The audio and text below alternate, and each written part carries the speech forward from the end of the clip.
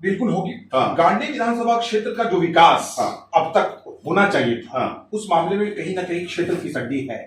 सड़कें बिल्कुल जर्जर स्थिति में है। हाल फिलहाल सड़कें कहीं कहीं बन रही है, सड़कें जर्जर हैं। स्वास्थ्य की सुविधाएं यहाँ पर मूलभूत समस्याओं का अंबार कहा जा सकता है, जो अब तक नहीं इसको समाधान कर पाए हैं पूर्ण रूप से। शिक्षा के मामले में देखिए, कहीं कोई ऐसा हब नहीं, कहीं कोई ऐसा सेंटर नहीं, पूरे क्षेत्र में आप समस्याओं का अंबार, बिल्कुल समस्याओं का पूरा अंबार है। इनकार नहीं किया। लेकिन 100% की एक बात अगर कहें तो मुख्य मुकाबला बीजेपी और जेएमएम, कल्पना सोरेन, और यदि टिकट मिलता है तो मुनिया देवी के बीच, और अगर ऐसा हुआ तो फिर रोमांचक मुकाबला जो है, जबरदस्त मुकाबला जो है, दो महिलाओं के बीच देखने को मिलेगा।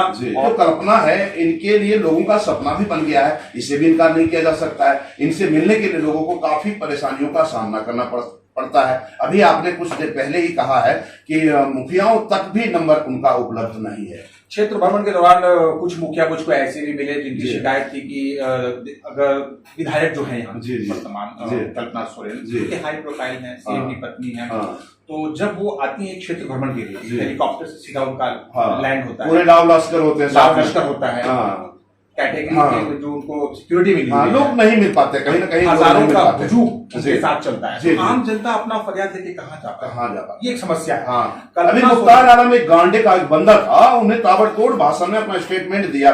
जो मुस्लिम समाज कम्युनिटी का एक बैठक था खंडोली में पिछले कुछ दिनों पूर्व, मुख्तार आलम का बंदा था, उसने साफ शब्दों में कहा कि हमने बड़े उम्मीद रखा था कि हमारा क्षेत्र में विकास होगा, सीएम की पत्नी आ रहेगी, हो सकता है सीएम बन जाए, ये सारा उम्मीदें उनकी टूट गई। बोला कि उनसे तो बात करना तो दूर बात है, फोन पर बात करने तक भी हम लोग के पास कोई उपलब्ध व्यवस्था नहीं है।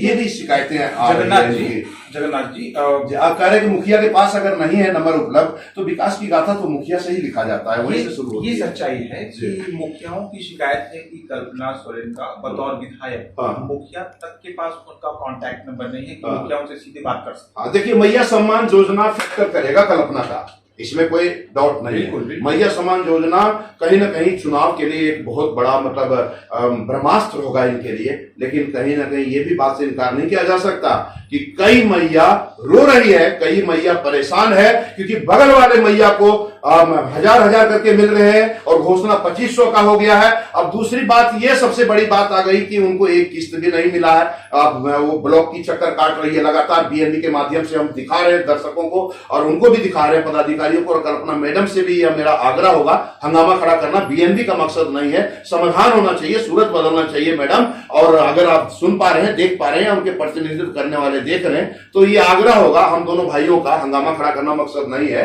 हम लोग दिल की बातें कर रहे हैं। और जो मैया वंचित रह गई है मैया सम्मान योजना से, वैसे को आप प्राथमिकता दें, ब्लॉक में कहें, क्योंकि कभी पोर्टल बंद हो जाता है आपका, कभी कोई शिकायत करती है तो उधर से नो रिफंड आ जाता है, तो कई तरह का रिजेक्ट हो जाता है उनके आवेदन, जिससे कई मैया उदास है, नाराज है, रो रही है, परेशान है। जरूरत है कल्पना मैम को सीरियस लेने की, गंभीरता लेने की।